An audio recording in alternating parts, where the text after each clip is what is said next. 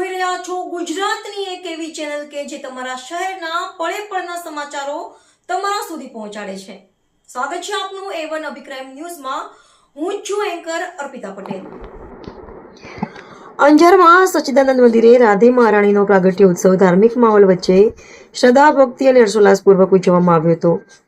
મહંત ત્રિકમદાસજી મહારાજના સાનિધ્યમાં યોજાયેલા પ્રસંગે મંદિર પરિસર રાધે રાધેના જયઘોષથી ગુંજી ઉઠ્યું હતું.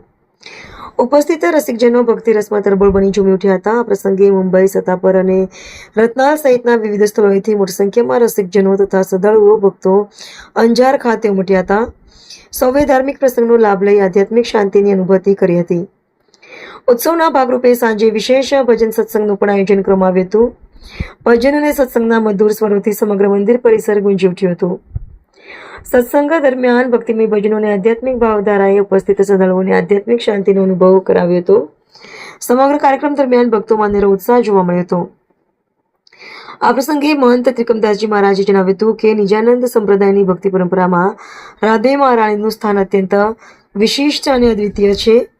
રાધે મહારાણી માત્ર ભક્તિ અને પ્રેમનું સ્વરૂપ નથી, પરંતુ પરમાત્મા પ્રત્યેની નિષ્કામ શ્રદ્ધા, સમર્પણ અને આધ્યાત્મિક ચેતનાનું દિવ્ય પ્રતીક છે. તેથી જ નિજાનંદ સંપ્રદાયમાં રાધે મહારાણીના પ્રાગટ્ય ઉત્સવને વિશેષ ધાર્મિક અને આધ્યાત્મિક મહત્વ પ્રાપ્ત થયું છે. તેમણે વધુમાં જણાવ્યું હતું કે રાધે મહારાણીના પ્રાગટ્યથી સ્મૃતિમાં ઉજવાતો આ મહોત્સવ માત્ર એક ધાર્મિક ઉત્સવ નથી, પરંતુ ભક્તિ, પ્રેમ, શ્રદ્ધા અને સમર્પણની દિવ્ય અનુભૂતિ કરાવતો અવસર છે. મહોત્સવ નિમિત્તે મોટી સંખ્યામાં ઉપસ્થિત રસિકજનોમાં આનંદ જોવા મળ્યો હતો. આવા ધાર્મિક મહોત્સવો દ્વારા સમાજમાં સંસ્કાર, ભક્તિભાવ અને સત્સંગની પરંપરા વધુ મજબૂત બને છે. રિપોર્ટર ભરત ઠાકોર, કચ્છ.